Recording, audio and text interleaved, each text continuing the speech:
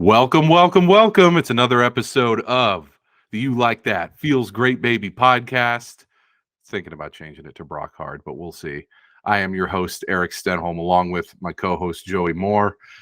Good times for the Niners right now. A lot of stuff going on in the sports world for us to discuss, but off the top, I just want to bring up one quick result that came in for us over the week. So I post all our social media stuff and TikTok videos and do our analytics and whatnot, because I kind of do that for my day job anyway.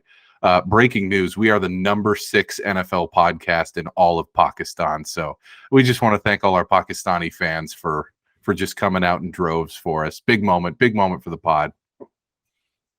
You know, they're a bunch of Brock stars. What can I say? Brock hard, baby. Big Brock Purdy people in Pakistan. You'd say that's pretty good. It's going to happen 65 times before this podcast is over. We have to start our Week 14 recap with the team out there in the Bay.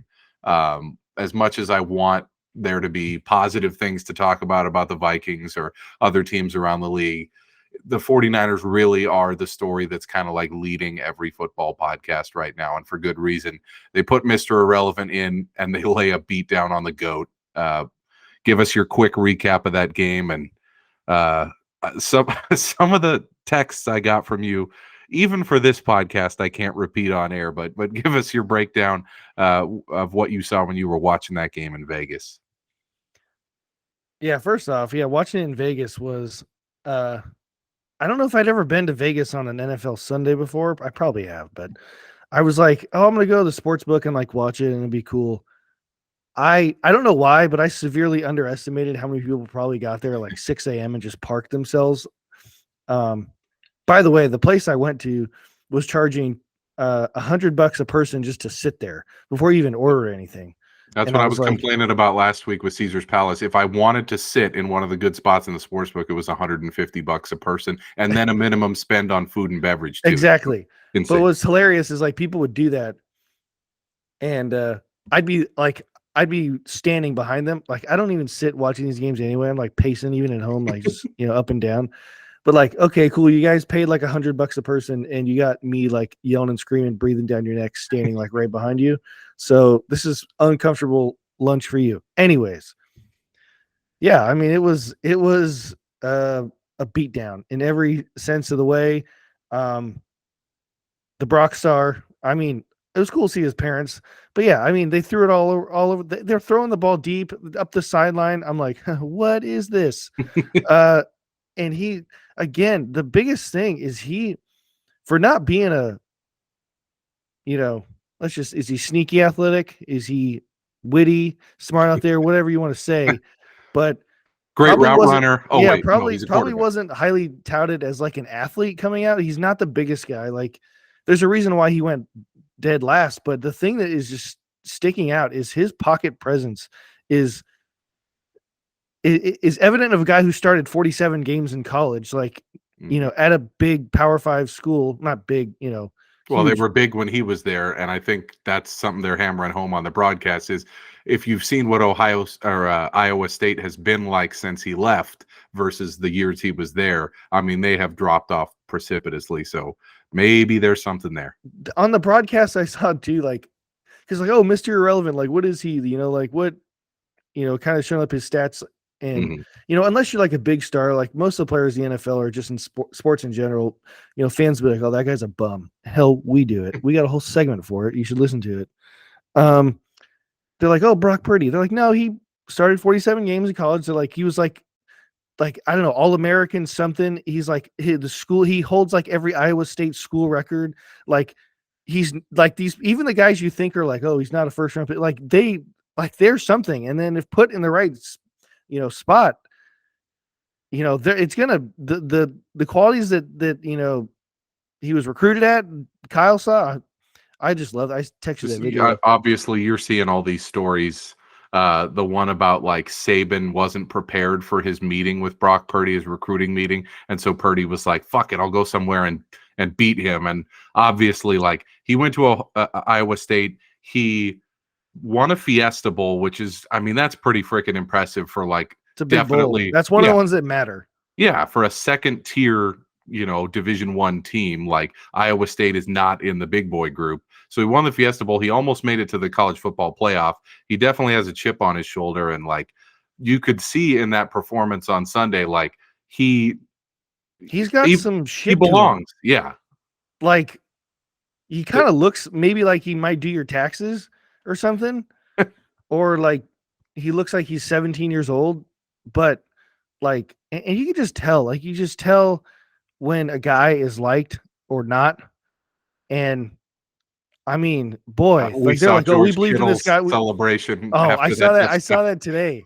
I was like, oh, like they're not doing that if they don't like really, really believe in him. I mean, they're the defense like, oh, he's been tough on us like ever since camp. I'm like, sure he has, but maybe they're not wrong. Right. I don't know. Like if he was so great, why was he the third string? Maybe they did see, because I even thought about it today. They did trade Nate Sudfeld to Detroit. Right. And, part of that I'm sure was because of the money with, they're like, why would we have him and Jimmy? We'd rather have, right. If he made the team, most guys don't even make the team. Mm-hmm. Even if they do keep three, quarterbacks, like those ones that get drafted late rounds are just like a camp arm, but he was fantastic. The thing that kind of went a little unnoticed is that Christian McCaffrey was dynamite again. Mm-hmm. He was fantastic. The catch on the touchdown is probably a catch not many other running backs, if any. Maybe Alvin Kamara probably can do it. That's what I was going to say. He's got 119 yards on the ground, and then the probably running back catch of the year for, maybe Alvin Kamara, maybe Dalvin Cook a couple of years ago could make a catch like that. But McCaffrey is like the ultimate Swiss Army knife weapon for you guys right now. And it's like, it almost feels like because of the necessity, he's being used more with Debo being hurt. You traded Wilson, you lost Mitchell. It's like, this is McCaffrey's team and Purdy's just got to press the buttons. Yeah. He threw that, a pick that was called off of I believe a holding penalty or pass interference, which I thought was a little weak. I would admit, I thought the officiating was pretty favorable to the Niners, but so he got that erased. And then with Jimmy, if Jimmy throws a pick, Kyle's like, I swear, Jimmy, I will not let you throw a pass the rest of the game. And the next play was like, boom, no, we're going like double move on the edge with Brandon Ayuk, and it's a touchdown. It's like, I'm like, what am I looking at, guys? And I sent you the video of Kyle talking to him after the game. I'm like, I don't know. This feels a lot like Kirk Cousins. It feels a lot like Matt. Like this actually feels like Kyle's like, I'm going to draft this guy in the 7th round, and he's going to be the guy. No one knows it but me. But yeah, it's like the Kirk Cousins, Robert Griffin thing, where it's like we took the one guy to be the star, and then we took this other guy, just to back him up. It's the same thing. Yeah. All of a sudden, Trey Lance is injured and career is pretty derailed, and it's just like the whole thing. Midwestern guy comes in and takes his job. It's just like, yeah, I Trey Lance is hurt. I don't want to like bag on the guy, but like even in training camp, you're like, okay, you're not seeing the growth you would hope to see. Like he's terribly inaccurate a lot. He's barely completing 50% of his passes. And then I saw today, Brock Purdy's completing 71% of his passes. Huh? Like, I saw a graphic today, promotional video for the Amazon. And they're like, they had said, look at the offensive weapons on the Niners. And it was like Kittle and Juice and Ayuk and whatever. And I'm like, Brock Purdy is in this photo. I'm like, it was a straight face. They put offensive weapon like photo. I'm like, Brock Purdy's here. What a time to be alive. Not to pour cold water all over you here, because somebody does need to hose you off. You're a little excited over there. Oh, but I'm hard. Yeah. Rock hard.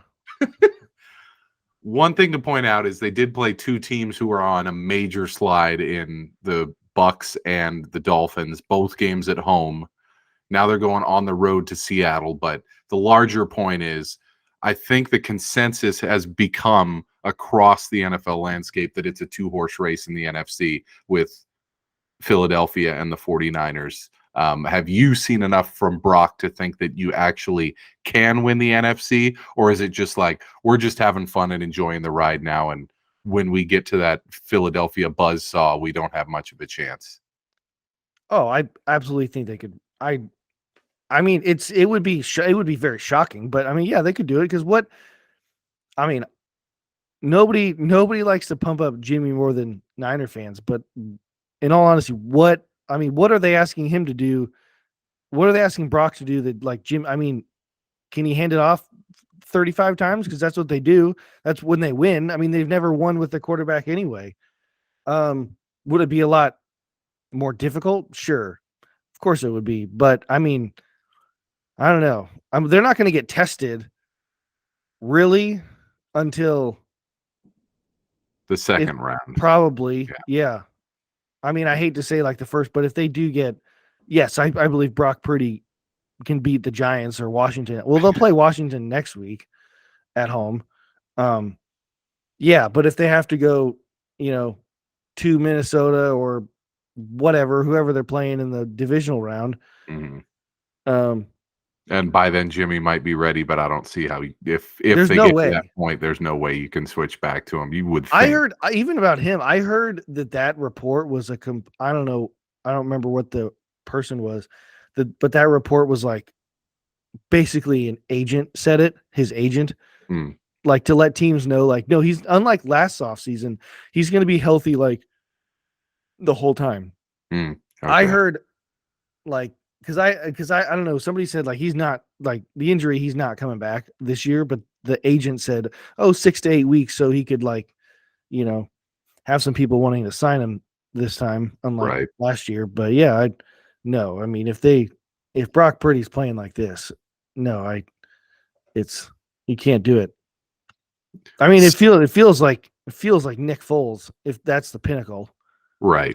That's the model. But the other thing is a rookie has never even been to the Super Bowl. Closest was, I believe, Ben Roethlisberger in 2004. I think Dan Marino got relatively close as well. But it's always that second-year breakout for quarterbacks. But if Mr. Irrelevant can get all the way to the NFC Championship game or, God forbid, the Super Bowl, I mean, that is going to be an all-time story. And I think the reason right now that most NFL Sunday felt like I was watching Rudy. That's what I'm saying is like the whole crowd's chanting his name. Let's see what happens when he goes on the road to Seattle in a tough environment. If he just lights them up in that game, we are off to the fucking races, and it's just like, going to be. It is. It's only the 2 games. So like, yeah, but yeah, I mean, he's given us no reason to think, he couldn't do it, but it would be a very, very, very tall task. He did, like you texted me, he got his welcome to the NFL, and he got rocked. That First play. I was like, whoa. He got rocked. And he rode the Mike McGlinchey experience, although I don't even think that was his fault. I think they just anytime a blitz comes off the right side. If it comes off the right side, it's him. Yeah. He either blocked the right guy or he either blocked the wrong guy or didn't block anybody. Or blocked his own guy, as we've seen a few times in some clips that you share with me. So the reason that a lot of folks kind of now have it as a 2-horse race in the NFC is the absolute plummet in the power ratings for both the Cowboys and the Vikings, who I got a lot of shit from people last week for not having the Cowboys in the top 5 of my power rankings. I had them either 6th or 7th. I couldn't really decide. I feel so vindicated after that shit-ass performance against Houston. Like, this Houston team is one of the worst NFL teams of the last decade. Like, it is that bad. They're going to go 1-15-1. I mean, they're right up there with those horrendous Browns teams, those horrendous Lions teams. It's that bad. And they hung tough with Dallas till the very end. It took a 98-yard drive with under 2 minutes left for Dak to win that game. So Cowboys plummet in the power rankings. Vikings, obviously, I mean, they weren't even favored on the road in Detroit, which shows you where people view them right now, despite them being 10-3. Like, Detroit was favored to win. Detroit put the frickin' hammer down and beat the living snot out of us, especially on the offensive side of the ball. Vikings put up a ton of yards, but not a great performance at all on the defense. We get back to our power ratings here. So usually I try not to dicker with it too much week to week. Like, I want to keep it relatively consistent this late in the season. But for me, the Cowboys, Vikings, and Dolphins have to drop hugely after what we saw last week. So my top 5, I'm putting Philly back up at the top, which I haven't done for 3 or 4 weeks. I was big on the Kansas City and Buffalo. They're back. They're healthy train. But, I mean, they've opened up a 2-game lead on the rest of the NFL, and they're just hammering teams week after week. So I got to put Philly first, and then I'll go KC and Buffalo. San Francisco comes from 6 back up to 4 because I'm believing a little bit more in Brock right now, and then Cincinnati 5th. So my top 5, Philly, KC, Buffalo, SF, Cincinnati. Where are you at now? I would say it's pretty much like universal that those would be the 5 teams, most people's. I would probably agree with you and move Philly. I would move Philly to 1. I would have the Bengals at 2. I think they're really good. Probably have the Chiefs at 3. Yeah. And then I'd have the Niners at 4 over Buffalo at 5. The thing that nobody really wants, Josh Allen has not played well in like a month or 2. Ever since the UCL sprain or whatever. Yeah, he's, I know they played a tough weather, tough Jets defense, but he's not played well in like over a month. And their team, I mean, Stephon Diggs, but their team is not that great. With if he's Cole playing, Beasley had to come out of retirement today. Yeah, like they're not, they have they run the ball because they have to. They don't want people talking about them literally not running it, because I think they would pass it 50 times.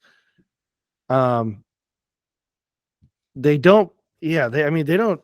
So you got Cincy at number 2. Yeah. Last week you had Cincy at number 1, and we had a commenter on our TikTok page say, this guy who has Cincy at number 1, did he eat lead paint chips as a child? And I had to clap back at the guy on TikTok and be like, Joey, did you eat lead paint chips as a child? Did you like put them in milk and eat them like cereal?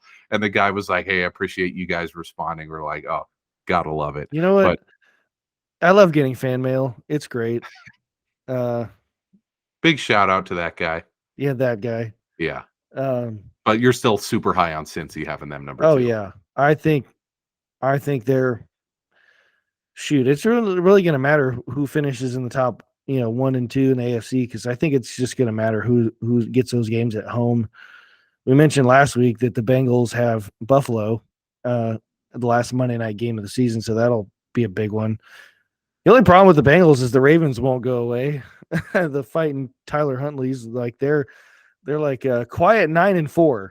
That's what I'm saying. I wanted to talk about that next. So obviously, like the Ravens grinding out just a disgusting win at Pittsburgh, where like both teams were just bad. Trubisky threw 3 picks, coming in relief of the injured Pickett, and then Baltimore's offense just could not move the ball. I think the final score was 16-14. So, just a defensive slugfest, but Baltimore finds a way to win. They may or may not have Huntley this week. Jackson looks like he's on the wrong side of questionable for this week as well, but they won't go away. And then the other thing I wanted to talk about is we basically had penciled in Miami for a playoff spot, and we're like, okay, so they'll be the 5 seed, maybe the 6. They're going to maybe Buffalo, maybe Cincinnati. That'll be a good first round game. Are they even going to make the playoffs? Because they go at Buffalo this week. They've already lost 2 in a row. The Tua Train is off the rails. It stopped. Yeah. I mean, you got to think Miami is, if they lose this week, as much as we love our boy Mike McDaniel, I feel like that train has gone off the tracks, and they may miss the playoffs altogether. It was a tough watch for them Sunday night. I mean, you can't ignore it. Watching Justin Herbert light him up, and Tua looks like he couldn't hit water if he fell out of a boat. By the way, you heard it here first when we took the Chargers plus 3.5 in our picks of the week. So we saw that coming. Not that, but they just, I mean, I will say that was one of the craziest touchdowns I've ever seen in my life with Tyreek Hill.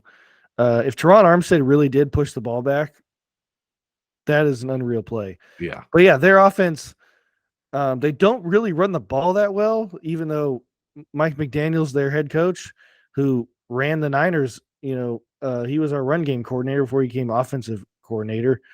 They never really been able to stop anybody too much all year, but now their offense has hit a brick wall. And yeah, the Chargers playing really well. the Patriots defense, watching them last night, their front seven with Matthew Judon and that Josh, I don't even know how to pronounce his last, Uche. Yeah, Uche. Yeah, no, they can get after it. They're quiet. What 7-6, 7-7? Yeah, they're tied with the Jets, and then the Jets defense is a monster, and Mike White's playing. I mean, granted, they lost by 8 to Buffalo, but that was a gutty performance from the Jets there to almost get a win. And Mike White got the absolute shit kicked out of him for 60 minutes and just hung in there and gave them a shot. So that's what I was going to point out is I think Miami, with the difficulty of their schedule coming in after they got brocked hard last week, I mean, they are off the rails, and it might be a case where they got cock-brocked. Yeah, they really did get cock-brocked. And now it's like Chargers are on the ascendancy. Same with the Patriots. The Jets are still there. I'm thinking Miami's going to experience that dip this year, especially to the point where it may be a difficult decision in the offseason because they probably have to decide this offseason whether they're given to a 5-year. It's going to be really interesting contract with what the contracts have come out recently.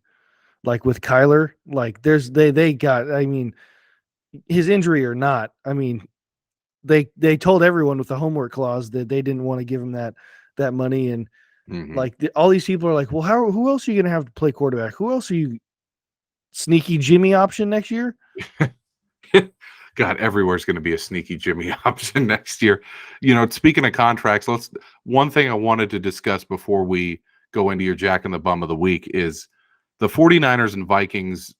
They don't necessarily kind of like last season maybe dictate how the offseason is going to go because both teams had to make quarterback decisions, but they still have to make decisions, but there's going to be some big time dilemmas in the offseason for both teams. So obviously for the Niners, deciding between Purdy, Jimmy, and Trey, who'd have fucking thought we would have said that, but like that's obviously a huge one. And then the Vikings, I was looking at their Sport Track table just to look at their future contracts and whatnot, and we're going to have to give Jefferson like 5 years, $150 million, tippity top of the market value. Like, yeah, I was just thinking, I saw that we were going to talk about this, and I'm like, yeah, that if it doesn't, some teams like will negotiate like I remember when George Kittle got extended, the first offer the Niners gave him was on Valentine's Day, and he called it the Valentine's Day Massacre. He's like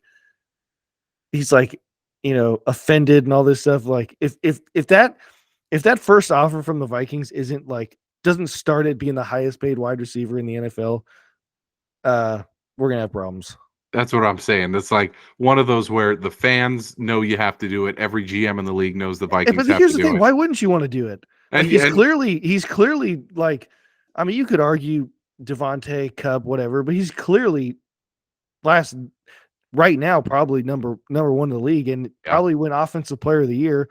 Like, so that's what I'm saying. He's gonna borderline want quarterback money. Yeah, I mean, you're gonna have to pay him. Seems like, I mean, by all accounts, seems like team guy, good, locker, he's the man, problems. And it's a non-starter. Like, you have to give him whatever he asks for and just sign on the dotted line. And my point was, we've got Kirk for 1 year next year. I think it's at like $32 million because we front loaded it a bit this year and then added some dead cap to the years after that. So Cook is on a terrible deal. He's still got 3 years and $45 million left, and he's clearly declining. Thielen is in steep decline. He's been playing well the past few weeks, but I believe he's 32, and he's definitely, at the end of his career, and he's got 2 years, $40 million left. So, like, there's a lot of decisions to be made in the offseason for both of these teams. I think Kirk probably has done enough to get yet another extension because they don't want to have him go into next year on a 1-year deal and try to make some cap space by like cutting his salary next year and tacking it on to further years. I fully expect that to happen to try to accommodate Jefferson. But the Niners are in a very weird spot in that Jimmy has probably propped his value up with his play, but not with his injury situation. Trey Lance's value is at an all-time low, and then Purdy's value is at an all-time high. So it is going to be a wacky offseason. What do you expect the discussion to be going into the offseason with the Niners, given the craziness of the last 2 weeks? Yeah, I would think with Purdy's, play, I'm pretty confident in saying, I hate to say it because like 2 weeks ago I was on this podcast saying this is not Jimmy's last ride, and I think it might be the last ride. I'm pretty confident saying he's not going to be back. 2 weeks later, it's insane. 2 weeks later. Well, it's just it's like you said, it's not the play thing. Like again, like I the get best it's ability football. is availability. I get, yeah, like I get it's football, but and there's not much you can do when you're getting sacked and another guy like just your foot like like yeah, I don't think that was anything like his body's like fragile, but his body's fragile. Like I don't know, like it's just he's not coming back. The Trey Lance thing is really weird because I was scrolling through Niners Twitter, I guess, and they were like, like this person, I don't even know who they were. They were like so confident saying, "Well, the Niners next year we're gonna go in with Trey Lance as QB1." I'm like, "What are we?" Like, well, Purdy's not going anywhere. Like, you're really after this. You're really about to just hand Lance like again that I think we're never gonna hear about it, but I think the players in the locker room, like they weren't shy about going to like Mike Silver and whoever the reporters saying like, "We're happy Jimmy's like here." Like. Mm-hmm. I don't think they do that if they like. I think they're going to do it again. If somehow Brock Purdy's here and they're like, we got to like, we get that we took this guy, but no one cares. Like, let's pivot.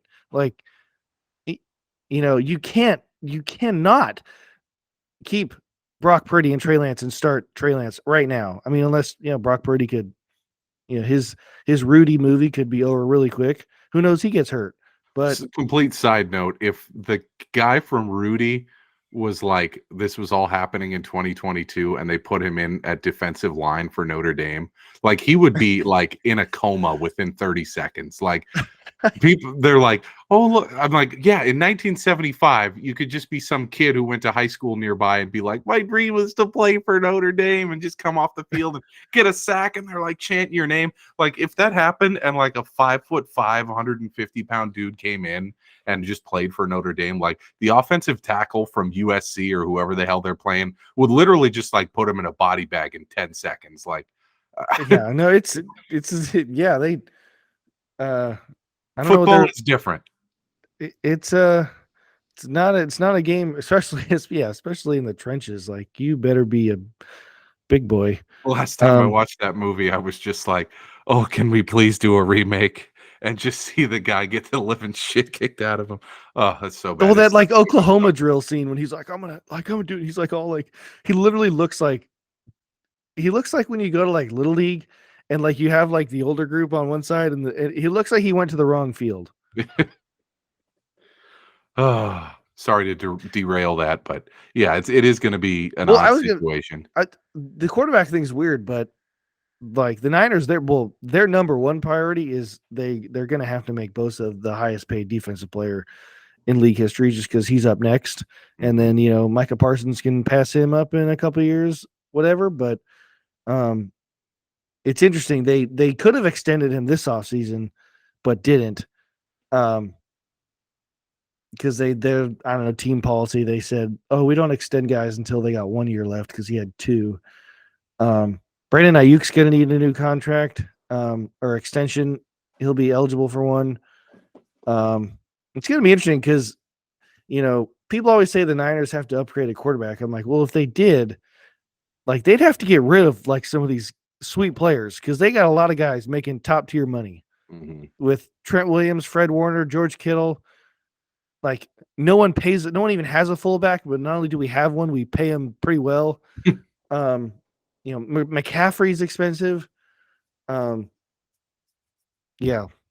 We'll see. A lot of big stuff coming in the offseason, and it's like obviously both our teams are going to make the playoffs and probably host multiple playoff games, so we got that to look forward to. But I was just thinking with the way Bosa's playing, the way Jefferson's playing, those extensions are going to be massive and guys are going to have to be cut just to make room for that, or tough decisions are going to be made at the quarterback position to accommodate it. So something to look at in the offseason, and maybe when we get to the end of the Super Bowl and we do our end of season pod, we try to make some predictions there as to which direction they go. The good thing is they're going to get a new right tackle because his contract's expired. So yeah, Mike McGlinchey heading over to I saw he's making $10 million a year.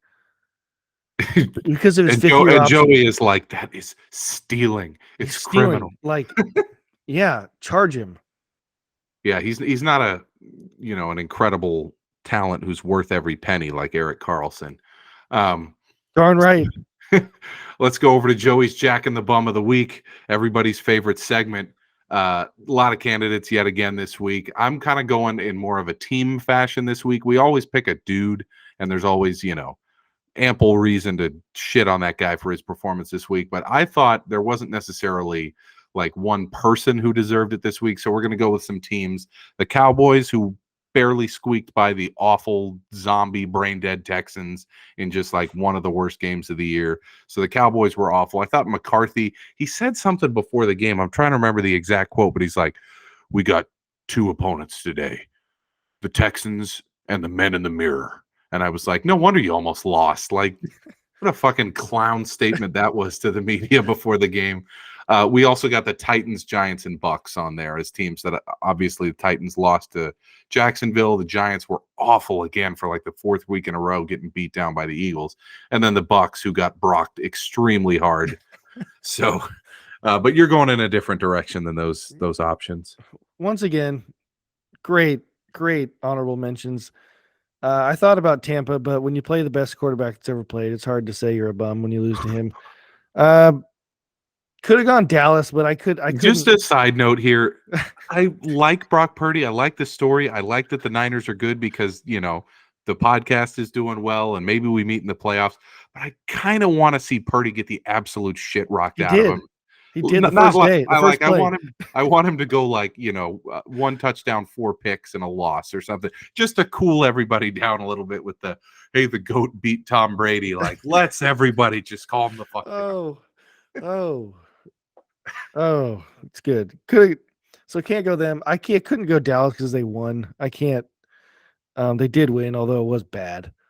The one that I could have gone, I really like the Titans one because they're kind of, for being a good team, probably going to win. Like, they're kind of in shambles right now. They just got worked by the Jaguars. They fired their GM, who's done nothing but, say what you want about the AJ Brown trade, but like they're consistently in the playoffs, and he won a Super Bowl with Seattle as well. And they're like, see ya. Yeah, something's up. It's something. You put them at number 3 in your power ratings like 4 weeks ago. I did. Since then, it's shit their pants. New information. Apparently. Yeah, that's just weird. Really like Mike Vrabel's a heck of a coach, but what's going on? But yeah, I'm gonna go one of my favorite teams, organizations. I could have gone any one of millions of people in this organization, but we are going with our favorite Arizona Cardinals as your Jack in the Bum of the week. And it's for several reasons. Number one, they gave all that money to Kyler Murray. He does get hurt. Much as I don't love the guy, no one likes to see. Wasn't turf though. So, the non-contact knee injury, he's going to miss most, if not all of next season, but it just highlighted, like, in comes Colt McCoy. And it's like, as we see, there's injuries everywhere, whether it's, star players, your quarterback, like and it's like, what are they? Like, what do you, like Steve Keim, the GM, like Cliff Kingsbury, like what your offense, like I see people on Twitter, like just who really know football, like X's and O's his offense. They're like, all he's doing is calling go routes. Like there's nothing, like there's no rhyme or reason to anything. They hired him to get Kyler. Well, Kyler is got red flags all over the place, 4 years into his career. And it's like, where are they going? The draft picks they've made, Isaiah Simmons, bust. Zaven Collins, bust. Like they're taking stocky linebackers in the first round when, they don't have enough like pass rushing. I think even the guys they trade for midseason to try to salvage like this like Steve Keim thinks the season we're playing the 2014 season coming up. He's like, I'm gonna go get JJ Watt and AJ Green and we're gonna win the 2014 Super Bowl. Problem is it's 2022. And he traded for Robbie Anderson, who's been like the worst player. Yeah. like and not even just a horrible like locker room. His own team was like, go home, like mid game, like leave. And they're like the next day we're like, oh, we need him because guy went down. I'm like, huh? Like you don't have anyone. Well, I like Rondale Moore. They took him, but he's hurt all the time. Mm-hmm. And no shocker, he's like, 5'2". But yeah, it just was like because like they don't have. There's no rhyme or reason to anything that they do. And Kyler goes out. He's going to be out most of next year. And just watching it last night, it's like, what are they? And not they're they're a great watch on Hard Knocks. That's what they are. Very deserving. Very deserving bum of the week. Very deserving Hard Knocks watch this week, especially. But man, you would think they have to completely clean house for next year, right? They'll fire Keim, they'll fire they have Kingsbury. To do them both. They can't do I mean, it's a lot of teams now do the whole like clean house, like head coach and GM, like we want a partnership. But this one they would have to. I don't see how they stuck with Steve Keim after the DUI. That's what I was going to say is that they should have let him go a long time ago. It's clear he doesn't have it. I liked what the Vikings did last offseason where there was so many rumors that they were definitely going to fire Zimmer, but they were going to keep Rick Spielman around for at least another year and have him lead the coaching search. I was like, no, like when you blow it up after a few years, you have to blow it up. And I'm glad they did. And I think the Cardinals probably have to go that route too. And given Kyler's probably not going to play again until September 2024. You probably got to look at a quarterback in the draft with their draft position as well. Just to hedge their bets there. That's probably not a bad idea. Wouldn't be interesting. Who would be interested to see if they go after Jordan Love? Oh, interesting, because he would play next year as the fourth year of his, and they wouldn't have to pay him, right? And then they could see whether he does well or not. If he does well, they could trade him. Well, if he does well, I'll tell you right now, if he does well, they trade Kyler Murray. Yeah. That's actually, I hadn't even considered that once. That is, lock that in for the offseason pod. Jordan That's not Love, bad. I literally just thought about that, like right here. I was like, because I was reading something about Jordan Love today. I was like, did I read that right? His agent came out and said if he's not the starter next year, he's going to request a trade. I'm like, is Jordan Love strong arming Aaron Rodgers? I'm like, whoa, that's a break out your fucking Colin Coward voice. Here's a thought. He's like Jordan Love to Arizona. He's a perfect fit. Good looking, clean cut kid. You're like, what's his phrase? He wears his hat on straight. Exactly. Oh my God.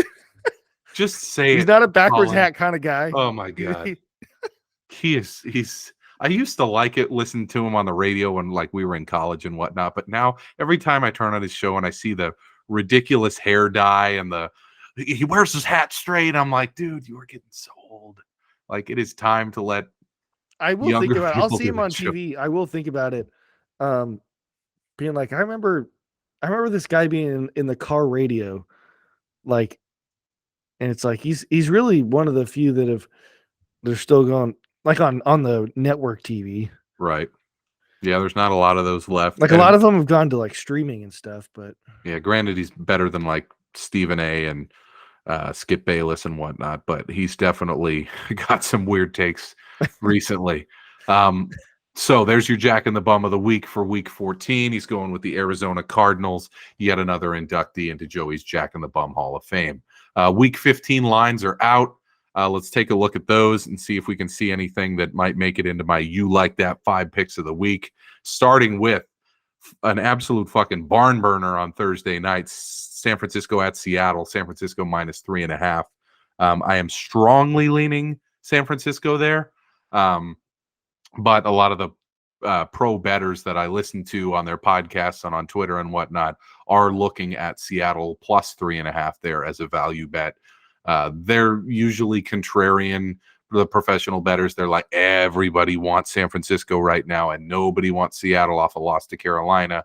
So they look at the spot and they say probably a good value on Seattle, but I still like the spot here for the Niners. Now you are trying to get me off of that pick because you think it could be Josh Johnson on Thursday. That would be bizarre.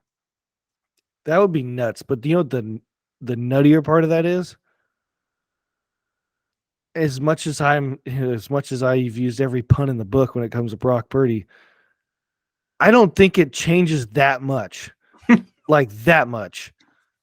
Like Seattle is having a really hard time stopping the run. And it's just, it could be one of those games where Kyle just says, hey, Trent Williams, use Chet Kittle. We're running left 49 times and we're going to, and we think we're going to win. It's one of those like,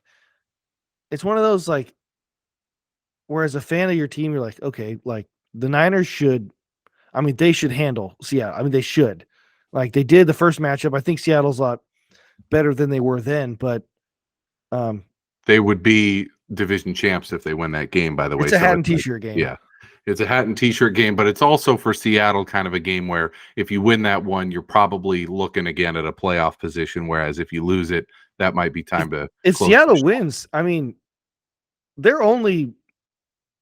only be one game behind the Niners. Right. And the Niners. And they wouldn't have the tiebreaker. The problem, the reason why tomorrow or Thursday is so important is because the Niners would have won them both, and they'd basically be up an extra game because they would have the tiebreaker. They'd be up 3 with 3 to play and own the tiebreaker, so it would be over. Yeah, Seattle's got to have that one though, just to keep alive in the playoff race and then keep their slim hopes of an NFC West title alive. I'm definitely leaning San Francisco minus 3.5. 3 Saturday games next week, which is cool, and then it's going to be Jeff Saturday on Saturday. Oh, I didn't even think of that. Very nice. Touche. The following week is going to be like all Saturday games because it's Christmas Eve, and then they put 3 games on Christmas Day on Sunday, and then that Monday night game the following Monday after Christmas. So that's going to be kind of weird. But this week they start us out with 3 Saturday games. First one is your boy Jeff Saturday at the Vikings, Colts Vikings, Saturday at 10 a.m. Vikings are favored by 4. Which I think is kind of crazy.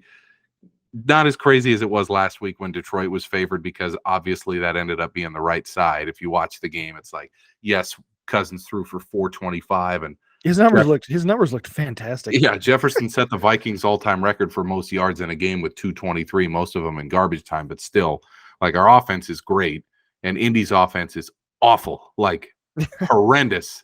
And we're only favored by 4. So if I had to bet on that game, I'd probably take the Vikings. It's just like the Jets game where the Vikings were favored by 3 and they won by 5. Like, gun to my head, I am taking the Vikings there, but that's not going to make my 5 picks of the week, no doubt. One game I did like, though, is the Saturday middle game. So that's Cleveland hosting Baltimore. Cleveland's favored by 3 because I think there's some uncertainty at quarterback for Baltimore, but I saw that the over-under was set at 37. I love the over there with, Watson maybe finally coming into his own a little bit after 2 shaky performances. And then Baltimore's got J.K. Dobbins back, and they can run the ball so much better than they could before he was there. So I kind of like the over there. I kind of like Baltimore, too. Like, they absolutely grind it out recently in the game that Jackson got hurt, and then last week Huntley got hurt, and they found a way to finish it off. Very well-coached team going against Rusty Watson and very run-challenged defense there in Cleveland. So that's one I was looking at. One that you wanted to call out was, you think that this Cincy at Tampa game, which before the season is probably one that is a candidate to get flexed into Sunday Night Football, you're like, this is going to be ugly.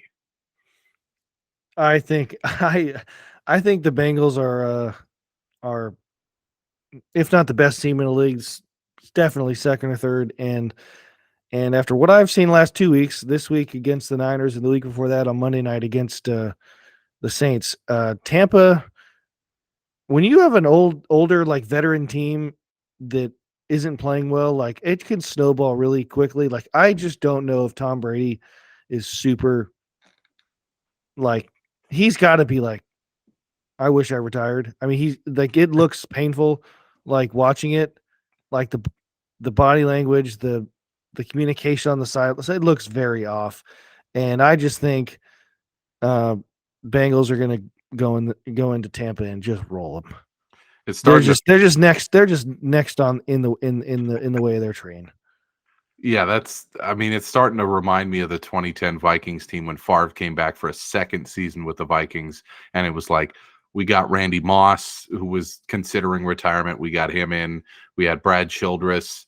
It was like a team that was just clearly a bunch of veterans, bunch of old guys, Hutchinson, McKinney, all these guys who were so good for so long, and then when it goes when you're that old and there's no one behind you to replace. And it's like I watch those games with the Bucs and I'm like, Fournette gets touched anywhere on the foot, the knee, anything. He's down immediately in a heap because he's just top heavy and old and big. And like, it's just not going well. Brady, anytime there's pressure, he immediately guns it out of bounds or guns it into the ground. And he's getting hit, much more often than he did when he was younger and able to absorb the hits better. It's like that thing is really snowballing. Every time this year, I want to say, oh, maybe Tampa still got a shot. No, they're really bad and they're facing Joe Cool, and it's going to be a big problem this week. So that's definitely going to make the 5 picks. They still haven't even won Carolina is right there. Yeah, that's like one of the worst teams I've seen in a long time. By the way, Steve Wilkes, heck of a job he's done so far. Absolutely. Yeah, I hope they give him the job. Like grass isn't always greener, like kind of with the Raiders with Rich Bisaccia, although they kind of turned it around until they had which didn't even mention them because they played Thursday. Easily could have been a bums of the week again. But yeah, like didn't even know the playbook went up and down the field on him to win the game. Yeah, like cannot happen. But yeah, anyway, thinking about the bum of the week. What was I talking about? Yeah, Tampa. We were just saying, yeah, Steve. We're talking about the division. Yeah, Steve Wilkes. Yeah, he should get the job. Yeah, Rich Bisaccia should have got like some of these guys. They never seem to even get considered like to stay on. Like, and it's like why? I don't. Wilkes never got a fair shot either at a head coaching job. Like, I would like it. He was with Arizona, and then they canned him after 1 year. And I think that for 1 year wasn't even that bad. Exactly. But they're like, we want Kyler and we want Cliff, and well, I believe Carolina plays New Orleans and Tampa to finish the season, and it's like, are we going to get Sunday night, week 18? It's like the 6-10 Panthers against the 7-9 Tampa Bay Bucks, and the winners go into the playoffs to host Dallas, and you're going to be like, barf.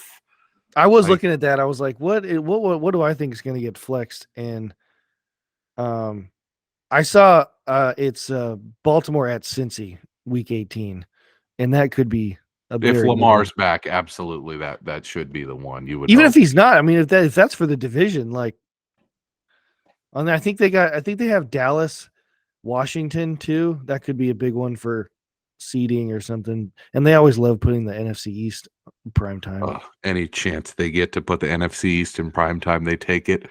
And it's like, do we really need like Cowboys Giants for the 150th time on prime time? It's like we know Jones is going to be a battering ram and just run into the wall 10 times. We say that, but then Cowboys Giants becomes the most watched football game ever. Yeah, and we're like, okay, there it is. People in New York City and Dallas like to watch football. I get it. All right. Anything we want to talk about in the world of sports outside of football before we go to my 5 picks of the week and your feels great baby wildest take of the week? Obviously, I want to lead with the World Cup. We just had a semifinal matchup today. Argentina beat Croatia 3-0. I wanted to point out that Messi, by the way, he's been the best player at the tournament by far at age 35, that does not happen. Like, it's never happened at a World Cup before where like a player at that age has been very clearly the best player. So it's like, this is his in my opinion, his like Tom Brady Super Bowl 51 moment, the comeback against Atlanta, where he wins his 5th Super Bowl. He wins it in that fashion. And anybody who was like, oh, I actually think Montana's better, or I actually think Manning's better, everyone at that moment had to be like, okay, the debate is over. There is only one GOAT. And I feel like that's where Messi is now with this performance, carrying an Argentina team it's good but not great, but carrying them to the World Cup final at age 35 in his 5th and final World Cup. Awesome story. Great dude, great player, awesome game today that he had. He had his assist on the 3rd goal was just nuts. And it's like, it's all but certain that they will face France in the final. France plays Morocco tomorrow. Apparently, there's some rumors that the entire France team may have the flu. So, like, that's out there in the open. But if they're healthy, they crush Morocco, you would think. But I'm excited to watch that one tomorrow. Did you watch the Argentina game today? I saw like highlights, but no, we were driving back. We got stuck in that. But I watched a lot of the day when we left of England, France. Mm-hmm. And mostly because our neighbor is from England, and I needed to go talk to her, and I'm like, I wanted to talk to her before we left. I'm like, I'm gonna really need England to win, because I don't want to go over there and be like, hey, and know her team, because if someone did that to me, it's not gonna be a fun conversation. But I watched that game at a British pub in LA. I played golf with my friends, and afterward we were like deciding whether to just go home or go get something to eat, and they go, oh hey, we can catch the entire second half if we go to this place across the street from the golf course. And I'm like thinking, oh okay, it's like we'll get a burger and watch the game. We go over, it is a British pub, and there are like 500 English people in there watching the game, and it was really fun atmosphere to be in. But I saw them equalize it with Harry Kane, who, by the way, is my favorite soccer player in the world, makes the penalty to make it 1-1. France answers back with Olivier Giroud goal to make it 2-1. And then another penalty, and it's like, here comes Harry Kane yet again to tie it up and send England possibly to the semifinals. And he fucking fires the penalty a mile over the bar. And I was like, oh my God. And I've been in places where, oh my God, the team that we're all rooting for just shit the bed, but like a missed penalty in the 85th minute to tie the game in a World Cup quarterfinal, like the sounds that came out of people's mouths when he missed that penalty, it was like the entire bar was just like, I was like, oh no. I was like taking a video of it too with my phone, like, oh, I can't wait to see what did you say? Just yell out, oh, bummer. I was like, oh shit. Like I just stopped recording and like dropped the phone. I was like, okay, let's pretend that didn't happen. But one other thing I wanted to talk about too is like, this isn't getting enough coverage in the media, but like Grant Wall was probably my favorite sports writer. I saw that and I immediately was like, dude, this doesn't pass the sniff test. It does not at all. Like I have followed this guy on Twitter since I joined Twitter. He's like America's voice of soccer, and has been since the early 2000s. Like he's our guy for soccer coverage in the United States. Great dude. And I listened to his podcast almost every week, and I was like, I felt like I knew the guy. And then I was out to dinner. I saw the notification on my phone, and I was like, this dude literally yesterday, or at the time yesterday, the day before he passed away, was writing this scathing critique of the organizers of the tournament and their human rights record and all this stuff, and then mysteriously like has a heart attack and dies at the game. I was like, this needs to be a much bigger story than it is. Everybody seems to have swept it under the rug in the name of, oh, let's keep the World Cup going along. But that does not pass the smell test. Just a terrible story, terrible thing to happen. So rest in peace, Grant Wall. Big fan of his, and that was just a terrible thing to see. Yeah, I saw it, and like I didn't think too much of it, like personally with him. Like I didn't know he was writing like an article like then, like you said, because there's been like several different writers write stuff about the World Cup and like that stuff, and then this happened, and I was like, like it's just I do all that, and it's like you could be, obviously he's like he's standing up for, the people, whatever he's right. I don't know exactly what he's writing about because it could be a whole lot of things, but it's like, you do know how these other countries, some of them operate. Like Right. like, when you like, I like San Francisco, but I'm not walking around San Francisco at 2 a.m. in the dark with no like like phone or like Right. whatever. Like you got like, it doesn't like make it any better, but I'm just like, A lot of people, you write this stuff and then go visit and like right. you have like, A lot of people I'm pointed not out saying too. you're asking for it, but like that's not like, this isn't America. Like they don't care. Like if you haven't noticed, they do not care. He went to go And cover the USA versus Wales game, and his brother is gay, and he wore a rainbow T-shirt to the game, like a soccer ball that was rainbow. And homosexuality is illegal in Qatar. So as he tries to enter the stadium, he was detained by Qatari police for 25 minutes for wearing the shirt. And then he put like a jacket on over it, goes into the stadium, sits in his press seat, and then takes the jacket off, and everybody saw he was wearing the shirt. And I was like, God, that's probably pretty risky thing to do, but it's like I get the point he's trying to make. And then obviously he's covering the tournament with like a very critical eye towards all the horrible things that have happened in Qatar in the lead up to the tournament. And then to see that happen, I was just like, God, like FIFA the is thing is just too, the we're never worst. gonna know either. We're never gonna know. No, But it's like, just going yeah, to be speculation, which, I want everybody to remember him as like a great soccer writer, a guy who kind of like was the voice of soccer in the US before it hit the mainstream. And even now that the Champions League and Premier League and World Cup is big time TV in the United States, it wasn't always that way. Like in the early 2000s, the US made the World Cup quarterfinals in 2002 and nobody watched, but he was there and he wrote about it.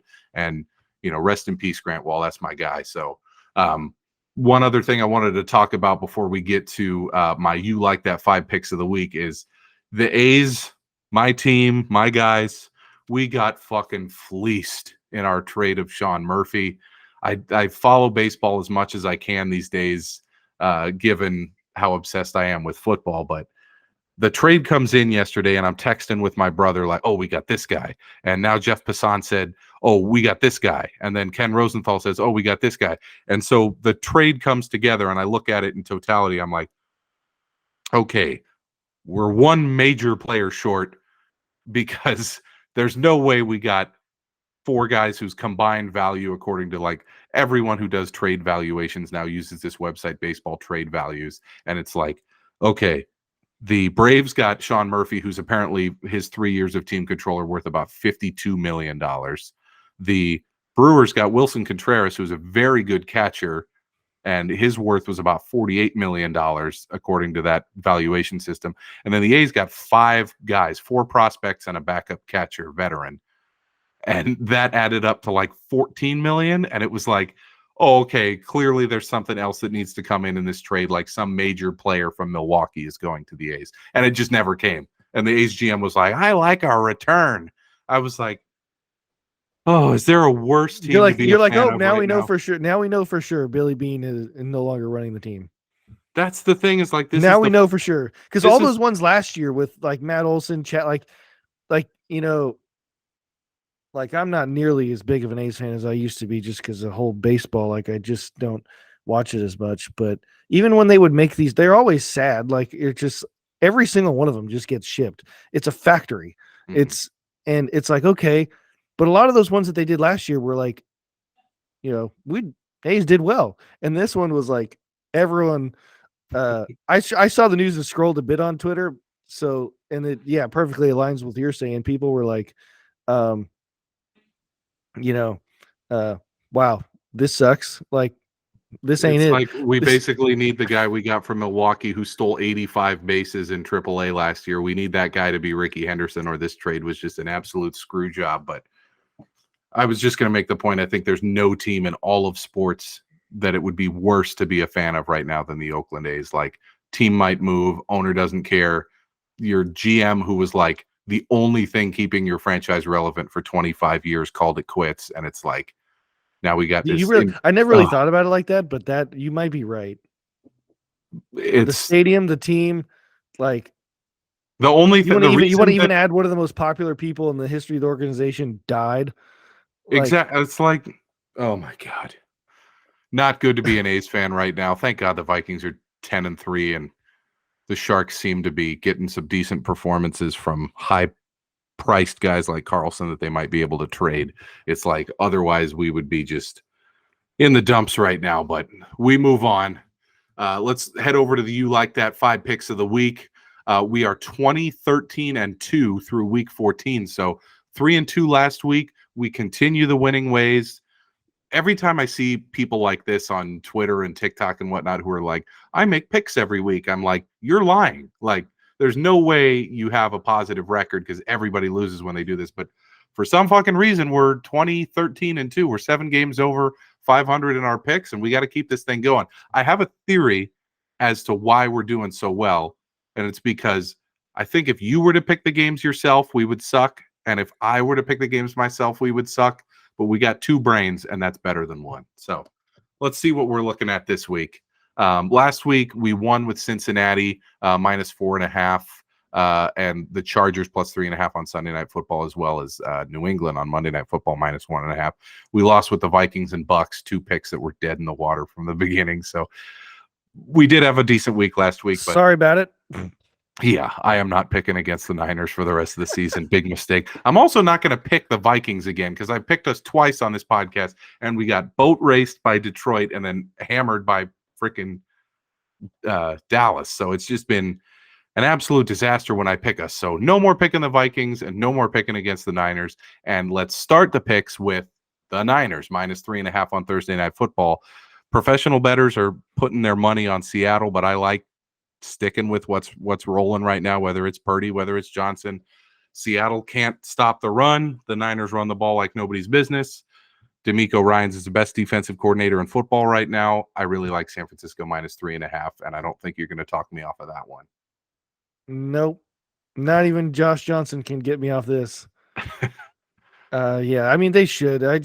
Sometimes it's as simple as like matchups. And if you can't stop the run, like Kyle will call his favorite outside zone toss play, and he will run it 25 times in a row. He might do it. And run I behind Trent Williams. Yeah, I would just imagine like sometimes I'd find this like so like if NFL Films could do it, like if the Niners sometimes like especially when they would play the Rams and it really did feel like they ran it every play.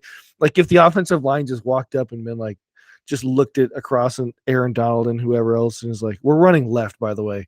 See if you could stop it. Because Trent Williams doesn't care. He's tipping the plays every week. So he's basically saying the problem is he could tell them, I'm going to look, we're running this play. I'm going to block you. And there's nothing you can do about it. Problem is the guy that Mike McGlinchey's facing gets to know what play's coming and he can't stop it. And that's why the 49ers run left. Yeah. Not to the right. They left, put Kittle out there, and he put Juszczyk in motion. And, when Debo, thank God he didn't. I thought he died. Oh. That looked like it's Trevor. Same thing like Trevor Lawrence last week. Mm-hmm. It was like, is his leg off his body? And it's like, oh, he's back in 3 weeks. I'm like, thank you might play the season finale. I'm like, okay, how about we just don't play him in the season finale and make him. Put Debo in bubble wrap and save him for the playoffs. Absolutely.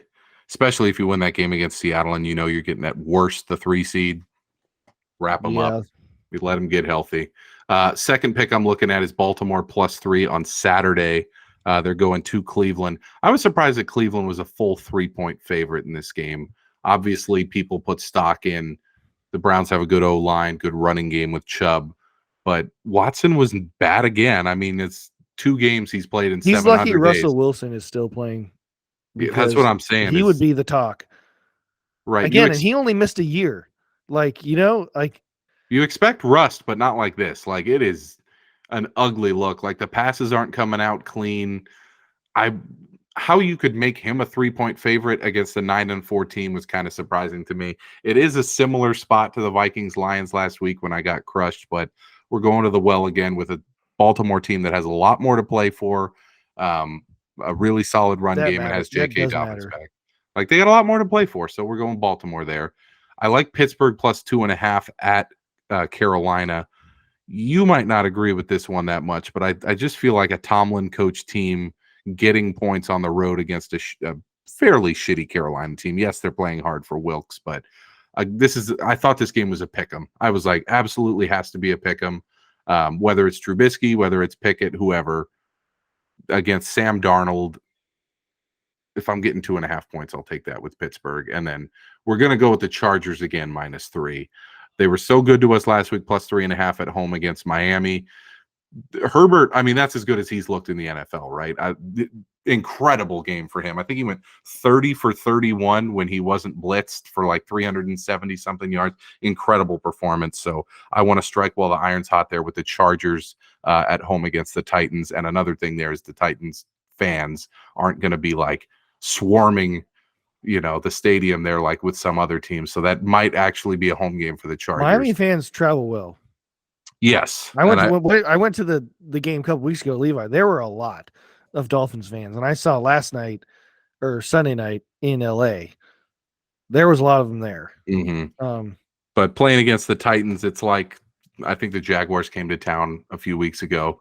Same thing. Like, you're not going to have a huge group of fans there that make it like a home game for them. So it will be a home game for the Chargers. I like them -3 there. And then your pick that you added last minute, Cincinnati -3.5 at Tampa. You just think that's going to be a bloodbath and it's time for Joe Burrow to put the hammer down. Yep. I just think a really good team is playing a really old and really bad team. And it's as simple as it gets. Simple as it gets. So we're going with that one. So here we go. Let's recap. The You Like That 5 picks of the week for week 14. We're 20-13-2 through week 14. Very nice start. Still got 4 weeks left in the season to keep that over 500 and maybe improve on it. Last week we went 3-2. This week we're looking for some big money. Pick number 1, San Francisco -3.5 at Seattle. Pick number 2, Baltimore +3 at Cleveland. Pick number 3, we're going Pittsburgh +2.5 at Carolina. Pick number 4, Chargers -3 at home against Tennessee. And then Joey's pick number 5, Cincinnati -3.5 at Tampa Bay. Let's keep it rolling there. Time for Joey's Feels Great Baby, his wildest take he feels best about at the moment. We've had some wild ones, some of them that have been vindicated, like I think Kyler will be benched for Colt McCoy by the end of the season. And boy, were you right. I didn't think it was going to go like that.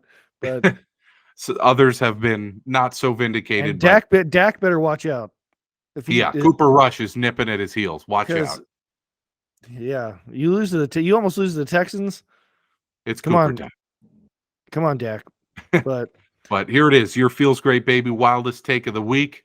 What are you going with this week for week 14? I was thinking about this today, thanks to a total rando on the social media. And I actually agree with it. I think if the Niners run the table, I think Kyle Shanahan is going to win the Coach of the Year. And wow. But I do think they have to run the table. But if he goes, I mean, they could. I mean, they finish at Seattle is going to be tough. A really short week, especially if it's Josh Johnson. But then again, if he wins with Josh Johnson, then they come home to play Washington, which kind of going under the radar because they really started terrible at Levi's when Levi's first opened. Like, they were a horrible home team. They're now 6-1 at home, with the only loss being the one they got mollywopped by the Chiefs.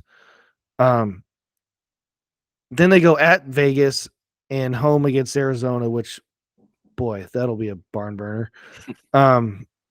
If he wins out and they finish, what would it be? 13-4 with Brock Purdy, 3 quarterbacks. Part of me saying that is also like, okay, I love Mike McDaniel, but dude, I foreshadow like you might finish 9-8 after being like 8-3, 2-8. They're 8-1. Yes. So like the Giants are coming back. So Brian Daboll, I think I think the guy who will have a really, really, really good chance will be Nick Sirianni if they really do go like 15. So I just pulled up the live odds from DraftKings for Coach of the Year, just so we can show how crazy your take is. So Nick Sirianni is minus 380, which implies like 95% probability, or excuse me, 90% probability. So Nick Sirianni's minus 380, Dan Campbell 12-1, Robert Saleh 12-1, Kevin O'Connell 16-1.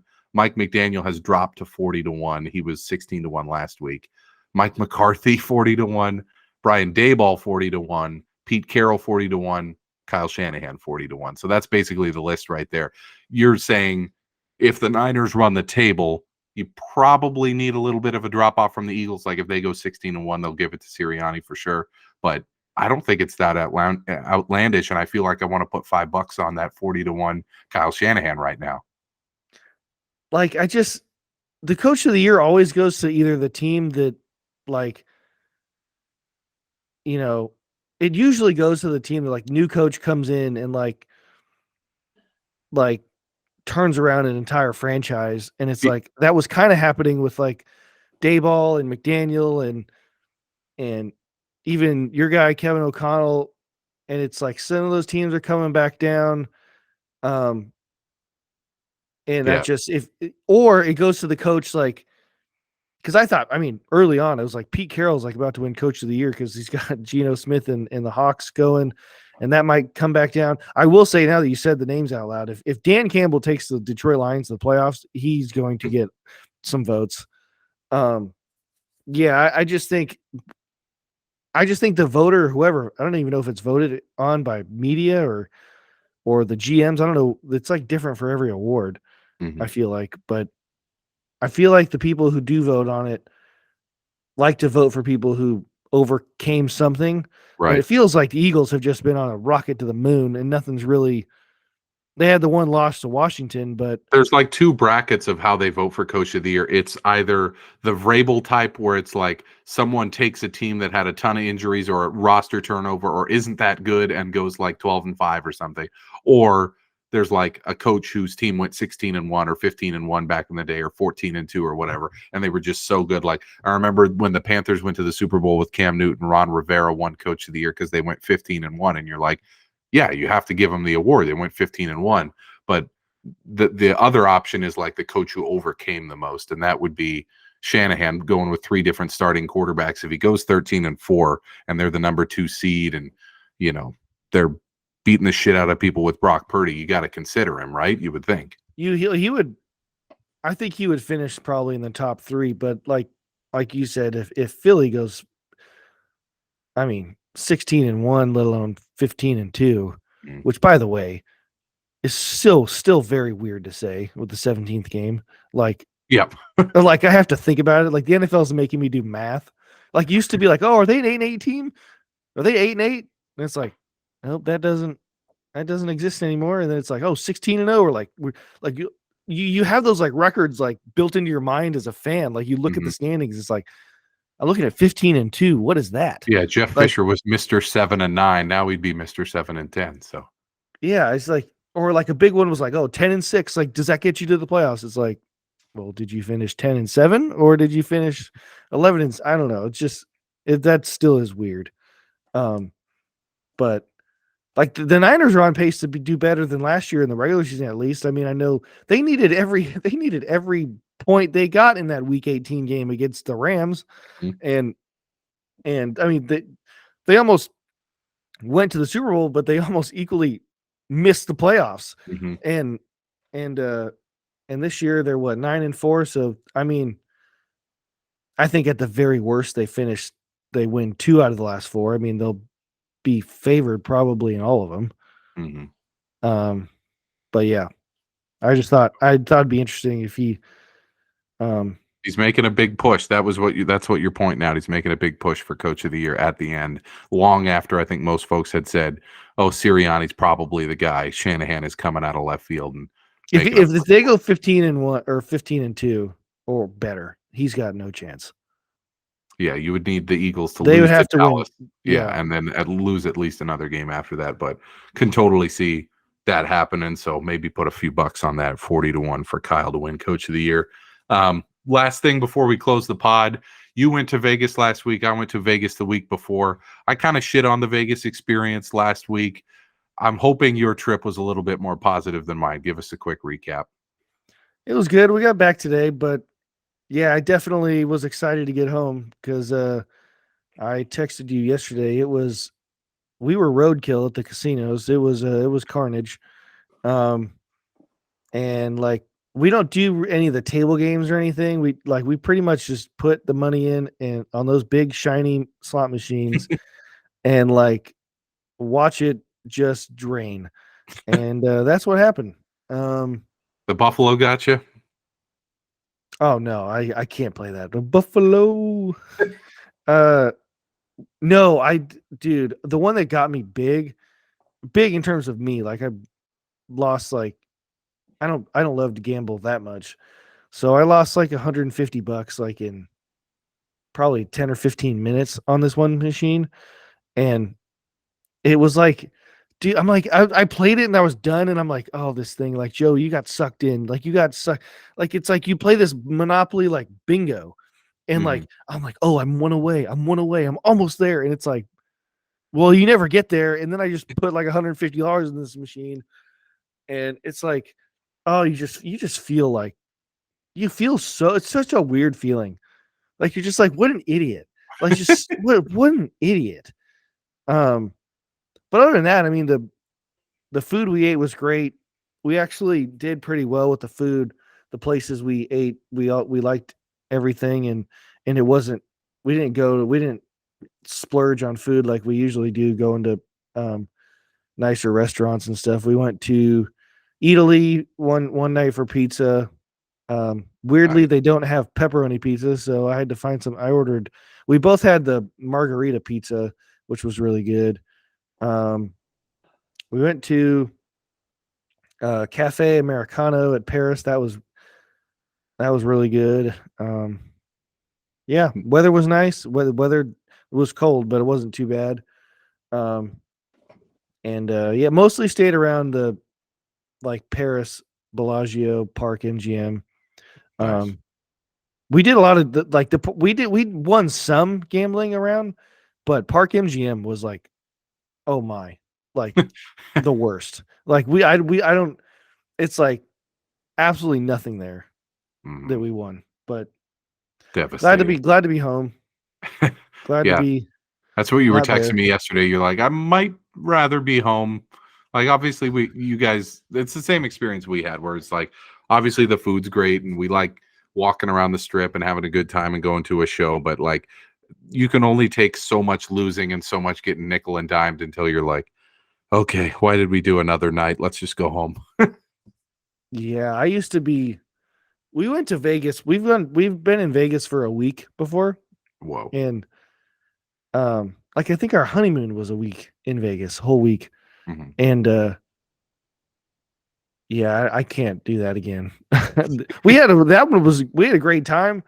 Um, a honeymoon, you're probably like, oh, it's an experience, right? This one is like, why did we come? It's like we just went to Hawaii like a month ago. Like Christmas is coming. Like, why did I just put this money into this machine? Mhm. Makes Okay. you question It's life. like what a bad adult. Uh, yeah, we're getting older, man. The Vegas trip has lost a little bit of its allure. Like, like you were saying, your water heater broke at home, and you're like, I need that money. I got repairs to do around the house. It's not like you're It's like, it's like it's like it's like, oh, I'm gonna win money for a water heater, and but then you lose it. And I'm like, Joey, you had money for a water heater, now you and don't. and and now you have less money for a water heater. So, You're like, oh, this is great. So I'm um, having so much fun giving this money to this fucking slot machine. and these slot machines, like, what is this, like IMAX? Like, Oh, they're huge. like I see it like in video games now. It's like this is real. Like you invite. I remember even like years ago we had the like Thanksgiving at our house and I was playing video games and uh my grandpa thought a real football game was on and I was playing Madden. And um yeah, it's they're they're big and shiny and they're made to trick you and it Mhm. just no. No. Damn you, Vegas. And you know, one big theory I have, I was telling Kayla, part of the reason why I think we never win, or if we do, like it, you know, we just put it back in anyway. But like, we don't have a player's card at any of these casinos. And like, you know, they got the player's card you put in, and it's like they kind of like, you know, want to send you stuff and promos. And I'm like, I feel like if we got a player's card at some of these, like maybe they're programmed. You can't tell me they're not programmed somehow to like keep their customers happy. Like those people win more than the others. So Jamie has a player's card at Cosmo. That was like the only place we were using a player's card last time, and that was where we did the best. So your theory might hold. Very suspicious. I know when we were there for a week at the Venetian for our honeymoon, we got a player's card. And we did win more there, but we were going to go all the way to the win, but we were so far. We've done really well to win gambling. That's where we want to stay next time. Obviously, I think I need a little break from Vegas, but next time we go, I want to stay at the win. It does look like maybe. Are you able to golf that? Yeah, for $695, which I will probably not be doing unless Well, you know what's funny? It's like for that, it's like, well, you could gamble and lose that money. Like it's like it's true. Like put $695 on black at the roulette wheel, hope it comes up, and then take that to the golf course. But yeah, I went to the new NFL store too at Caesars, and bought like a couple things and yeah, Kayla would be like we're in Vegas, like well, you could buy this at home, and I'm like, yeah, but at least at least I'm getting something. I could be putting this in a machine right now and getting absolutely nothing. Solid logic. Absolutely. I really thought about like, what do I need to win to like not to be done? Because like you win like the mini or like something. It's like can I win the? I'm not gonna win like the grand, but can I win the one right under it? Like it's like $800 or $900. Like, because then I could win it and then satisfy my, urges and be done. And go have a nice steak and be like, yes, I did it. Yeah. Because you're not gonna win it again. So. No. Win that thing and call it a day and go have a nice dinner. That's the move. Hopefully next time it'll be better for both of us than it was this time with some pretty significant losses, but we'll be back. That's the way they do it in Vegas. Only thing new to report on my end is my wife and I went to brunch on Sunday up on Larchmont, which is about 2 blocks from where we live in LA. It's just south of Hollywood. We went to brunch and then we said, let's take a lap around our neighborhood and just do a long walk. And of course, about halfway through that walk, there was a pet adoption drive and a bunch of kittens. And I was like, Jesus Christ, I'm not getting out of this one. So long story short, we now have a new 3-month-old kitten, but I was allowed to name him. And because our big 10-year-old chunky cat that we've had for 5 years is named Frazier, we named him Niles, and that's because Niles is Frazier's brother in the TV show Frasier, and also I come from Niles in Fremont, so I thought that was a good 2-meaning name there. So that's our new little guy, Niles.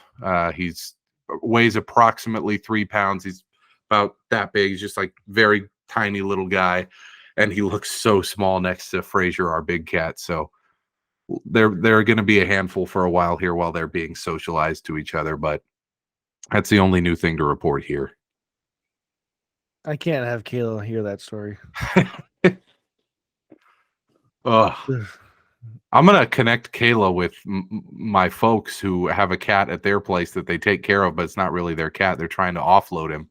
Maybe you guys can get their cat, who they've named Cat Chapman, by the way, because when they first started taking care of him, Matt Chapman was still on the Ace. So if we get a cat, we're naming it Brock Montana. Oh my God. You knew that the Brock reference was coming the second I set you up for it. Wild week in the NFL. If Kayla says she wants a cat, I'm gonna cock Brock her. Even if she lets you name it Brock, probably not a fair trade for you, but I digress. Wild week in the NFL in week 14, going to be another one in week 15. The bye weeks are over, and we get full slates for the rest of the way. as we march towards the playoffs. Another great week. Great being with you guys. Thanks to everybody who continues to listen. We'll be back again next week, back to our normal recording time since neither of us are on vacation. So we'll have a podcast earlier in the week for you next week. Thanks again to everybody for listening. I'm your host, Erik Stenholm, along with my co-host, Joey Moore, and we'll see you next week.